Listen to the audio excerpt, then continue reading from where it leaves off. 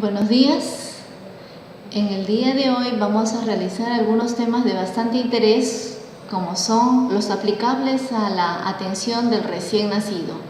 Es decir, vamos a incursionar un poquito a la neonatología. Pues bien, para poder hablar de neonatología, vamos a ver que siempre es importante empezar del momento en que está naciendo nuestro pequeño. Pero para eso tenemos una serie de requerimientos para los cuales tenemos que estar siempre a la expectativa, como es en la atención inmediata del recién nacido normal. Siempre me gusta empezar haciendo una pequeña revisión de qué es lo que pasa en el mundo y verificamos pues que anualmente fallecen 19% de toda la población que está naciendo a nivel mundial. Bueno, son estos registros de la OMS que favorecen que nuestras estadísticas, uno, estén al día y otro, verificar cómo es que brindamos la atención al recién nacido para condiciones normales. Porque pues bien, ustedes recordarán que para la atención del recién nacido prematuro son otras medidas más cautelosas y con mayor efectividad en su mejora y pronta recuperación. Regresando a la parte de la estadística, recordemos que el 10% de los pequeños que nos nacen presentarán algún tipo de requerimiento o de asistencia respiratoria en sus diferentes fases de oxigenoterapia. Y muchos de estos 10%, el 1%, reciben las medidas más complejas del RCP, ¿no? Las que ya gradualmente se verán o ya estarán revisando según la 7ª edición del RCP. Y para aplicar todo lo que necesitamos en la atención del recién nacido es necesario verificar la fisiología fetal en dos grandes momentos.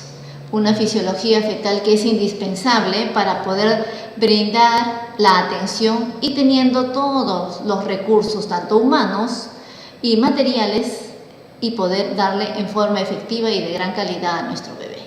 Vamos a recordar entonces las etapas del desarrollo pulmonar, pero no solamente etapas en parte numérica de semanas, sino cómo van dando los cambios fisiológicos a nivel pulmonar. Y decir, ¿no?, este bebé va a sobrevivir, este bebé no va a sobrevivir, cuáles son condiciones de vida. Claro que cada uno es muy independiente. A continuación también veremos la parte circulatoria, cómo es la transformación de la parte circulatoria fetal a la parte circulatoria neonatal o lo que va a ser en un posterior momento a la parte adulta. Y complementando indispensablemente los dos eventos que ya acabamos de narrar, es base, pero muy base, la termorregulación, es decir, el ambiente donde debe ser recepcionado para evitar pues estas pérdidas y favorecer la conservación del calor del bebé y así la supervivencia. Fisiología pulmonar perinatal. Entonces, para esto es necesario recordar en qué semana de edad gestacional se encuentra nuestro bebé y poder decir, ¿será viable?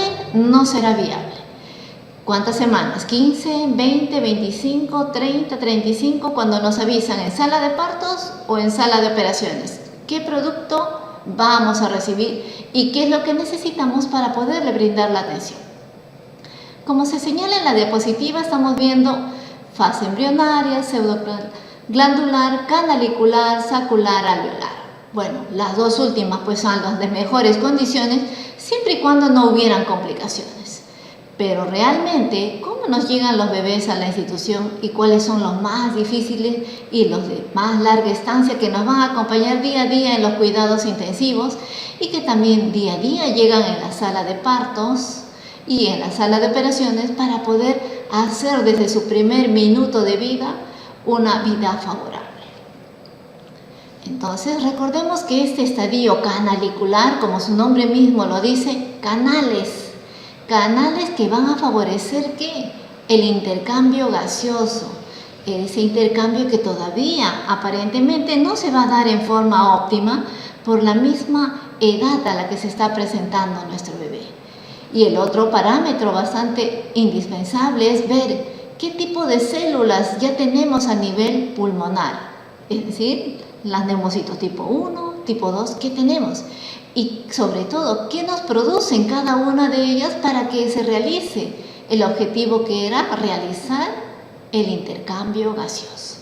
Pues bien, el neumocito tipo 1 van a comenzar a producir un poquito de lo que se llama el surfactante propio, natural del bebé, pero que cuando ya llega nuestro bebé al servicio vamos a tener que aplicarle el surfactante exógeno, ¿no?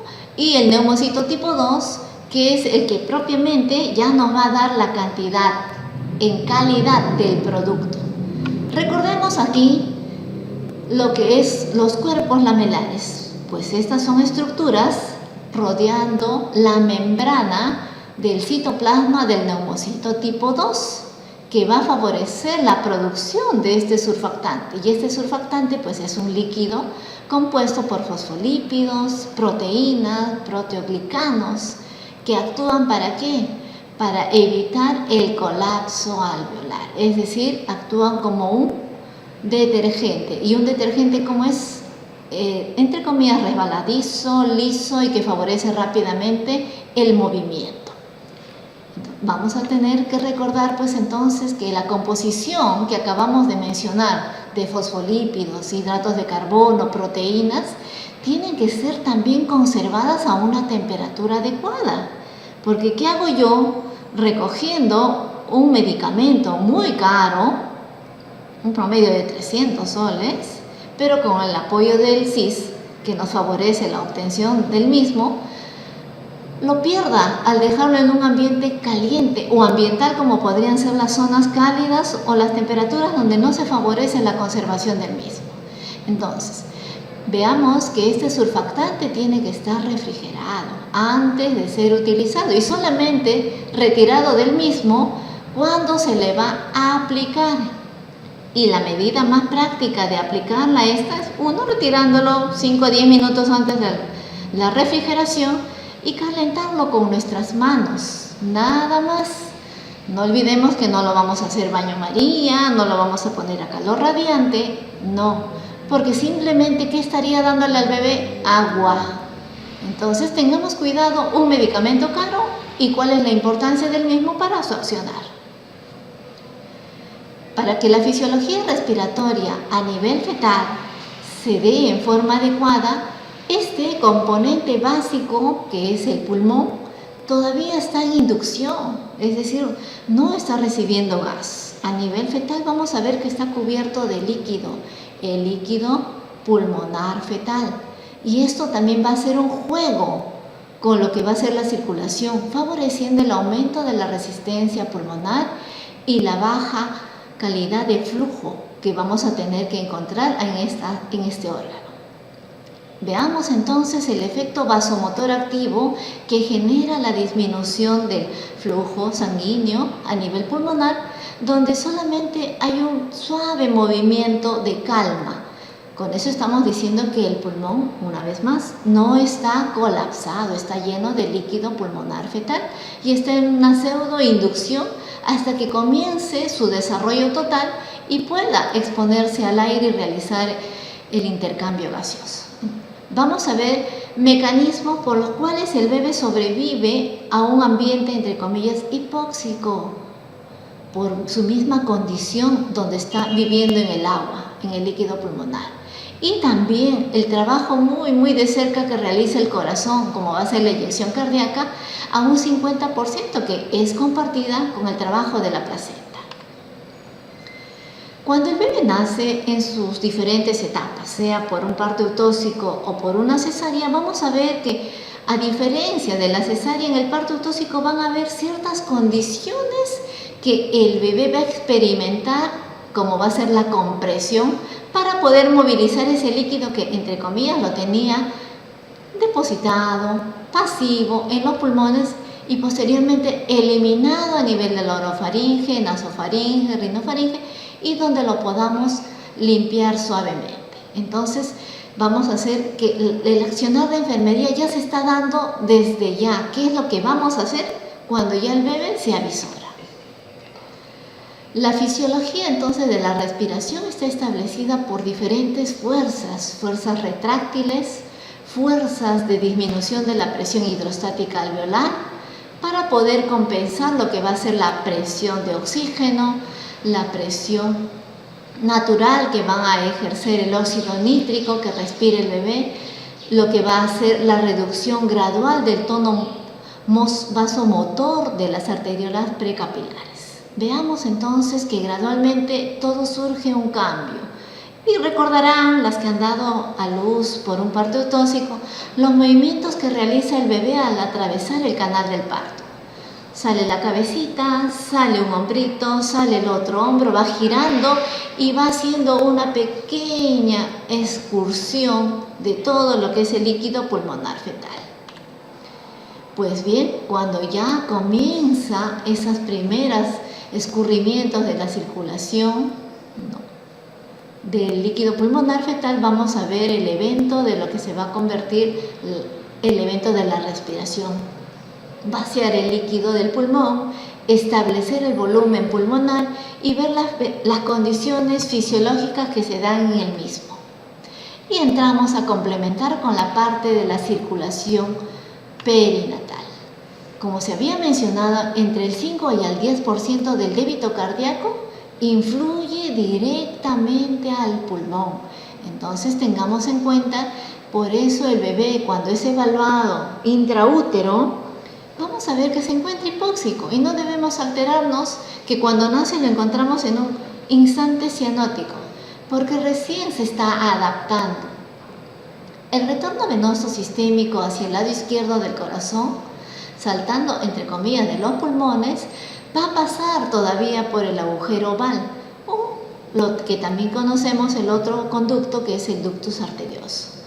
Cuando ya el bebé está en un estado de semicolapso por el escurrimiento de todo lo que es la parte pulmonar, la circulación placentaria va a bajar, va a reducir la resistencia vascular sistémica, favoreciendo el discreto cierre gradual de todos los dos cortocircuitos que acabamos de mencionar por el foramen oval, es decir, entre las dos aurículas, y por lo que va a ser el conducto arterioso, tanto por la arteria pulmonar como la arteria aorta. Y viendo el esquema, aquí estamos visualizando pues cómo se mezclarían tanto la sangre venosa y la arterial intraútero. Por eso el bebé asume la condición de hipoxemia. Entonces, no nos alteremos y queramos salir rápido, ya, que esté en 100%, no. El bebé está intraútero en un 60-65% y eso que está ok. Pero ¿qué pasa si las condiciones de la madre, del momento del nacimiento, se agravan? Ahí sí tenemos que reaccionar. Por eso todo el equipo va a trabajar en forma conjunta para la atención del bebé. Y esto le vamos a llamar la transición de la circulación fetal a la neonatal. Porque al momento de nacer, ¿qué ocurrió? Un fuerte descenso de la resistencia vascular pulmonar, un incremento en el aumento del flujo sanguíneo pulmonar de lo que estaba totalmente pasivo. Se lleva a aumentar también la presión de la aurícula izquierda sobre la derecha. No olvidemos que la aurícula izquierda da sangre a nivel sistémico, entonces es que necesita mayor presión para poder inyectar y irrigar en forma adecuada todo el organismo. Lo que va a conducir al cierre gradual del foramen oval, es decir, la mezcla de la sangre a nivel de las aurículas y por el consiguiente la distribución de la circulación pulmonar por un lado y la circulación sistémica por el otro. También vamos a ver el aumento de la resistencia vascular sistémica.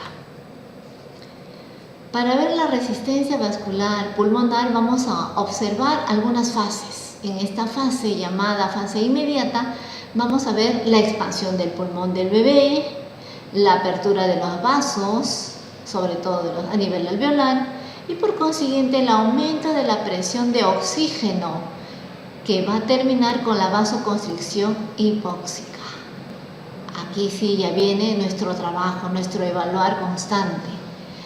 una fase rápida de cambios de balance de sustancias vasodilatadoras a vasoconstrictoras, como va a ser el aumento del óxido nítrico y la prostaglandina, para que favorezcan la vasodilatación de todo el efecto vasomotor que tenía el bebé. Y finalmente vamos a ver la remodelación de todo el endotelio vascular, es decir, arterias, vénulas, capilares, pulmonares, todos se van a estirar, se van a adelgazar y va a comenzar a fluir en forma independiente lo que va a ser todo el aparato circulatorio. Mientras, para ver aumento de la resistencia vascular sistémica, esta remoción del lecho vascular placentario ya va a dejar de lado. Ya se pinzó, se cortó el cordón, se dejó a la placenta de lado, el bebé está con lo que va a ser su muñoncito y vamos a ver los reajustes que va a tener el pequeño en la parte interna a nivel circulatorio. La resistencia vascular sistémica va a ser discretamente mayor que la resistencia vascular pulmonar. Va a haber una disminución entonces de los flujos sanguíneos, haciendo que estos ductos gradualmente, como se dijo, ya se estén obliterando. Fisiológicamente se van a terminar, entre comillas, de cerrar en pocos días, pero anatómicamente sigue un proceso, porque las capas y los conductos que se van a formar todavía va a llevar unas semanas. Y finalmente vamos a ver pues cómo es este corazón como ya lo conocemos, ¿no? Bien dividido tanto para la parte pulmonar como para la parte sistémica. ¿Qué habíamos dicho en un principio? Que si el bebé respira, si el bebé tiene circulación, va a vivir. Pero ¿qué complementa este accionar de vida del bebé? La termorregulación. Sea en Lima, Huancayo, Trujillo, Piura, Madre de Dios, Tumbes, Tacna, en todos sitios tenemos que verificar una adecuada termorregulación. Y para esto es necesario también recordar cómo es su vida térmica del bebé. Hemos visto a muchas gestantes transitando por todo el medio y verificamos que ellas están con calor, están soforosas, sea verano y con mayor ganas en invierno, que se encuentran diaforéticas, ¿no? Pues se dice pues que la temperatura del bebé es 0.5 mayor que de la madre. Entonces esto es lo que genera un ambiente más cálido para la mamá, pero más adecuado para el bebé. Su sistema de termorregulador todavía no está activado al 100%. Él también va a hacer uso de sus mecanismos, como ya vamos a ver más adelante, para poder compensar esa estabilidad térmica que él necesita. Pues si no la tuviera desde un principio, lamentablemente se van a dar ambientes inadecuados, de rechazo y lamentablemente que podrían llevar a la pérdida de la vida del mismo.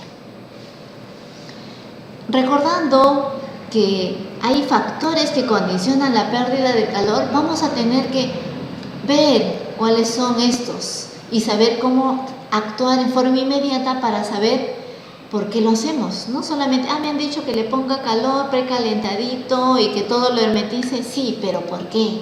Vamos a ver el porqué de las cosas. Sabiendo que hay una alta relación entre la superficie de su cuerpito y el volumen corporal. La superficie, se dice que el recién nacido a término tiene 2.7 veces mayor que el adulto, y mientras que los pretérminos, sobre todo los menores de 1500, tienen 3.5 veces mayor que el adulto. Mayor que el adulto, que el área de la superficie en relación a su volumen corporal. Otro dato bastante relevante en cuanto a los factores de pérdida de calor es el aislamiento cutáneo. ¿Cómo está constituida la piel regularmente o cómo está constituido nuestro sistema tegumental? Epidermis, dermis, hipodermis. Pero lo tendrá en las mismas condiciones un pequeño de 30 semanas que uno de 40, uno de 25, de 26 que uno de 36. No, hay ciertas variaciones, como ustedes ya están viendo y han observado en cada uno de sus atenciones que damos a los recién nacidos que recepcionamos en las salas de parto, ¿no? Entonces, tengamos cuidado que vamos a ver que cuidar estos mecanismos para evitar justamente esas pérdidas de calor. Y ya que esta condición de la piel, sobre todo de la epidermis, y sus diferentes estratos que son indispensables, pero que lamentablemente en los menores de 1 kilo, en los menores de 1500, que ya lo tienen algo más conservadito, pero todavía no, en su totalidad son frágiles, por eso decimos que son delgadas. Y tenemos que recordar que esos mecanismos de pérdida de calor van a estar dados pues, como todas las leyes que los recordamos desde pregrado: conducción, radiación, convección y evaporación.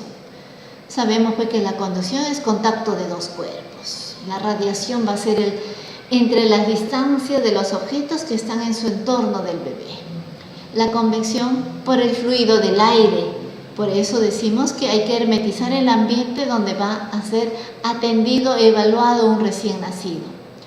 No está pasando corriendo una persona, pasando y llevando a otra persona y genera corrientes de aire, que a nosotros no nos hace daño, pero al bebé sí, todavía está inestable térmicamente. Y el otro condicionante es la evaporación. No olvidemos que cada gramo de agua evaporada en el cuerpo del bebé, el bebé viene de un ambiente húmedo, consume 0.58 de calorías. Entonces, de ahí ver el descenso que vamos a observar, no solamente en su baja de temperatura, sino en su baja de peso corporal. Y para evitar este daño, es necesario también recordar la producción de calor, es decir, lo que va a ser los dos procesos, que ya lo vamos a hablar un poquito más ampliamente, pero vamos a darle una pincelada a lo que va a ser la termogénesis termorreguladora con el empleo de la grasita parda. Todos sabemos que es la grasita parda, ¿no? Es un tejido bastante vascularizado, inervado, que se encuentra a nivel de las zonas interescapulares, grandes vasos, axilares, cuello, las zonas vasculares centrales cerca del mediastino, esófago y hasta los riñones. Entonces, es ahí donde el pequeñito, sobre todo el pretérmino, está conservando su grasita.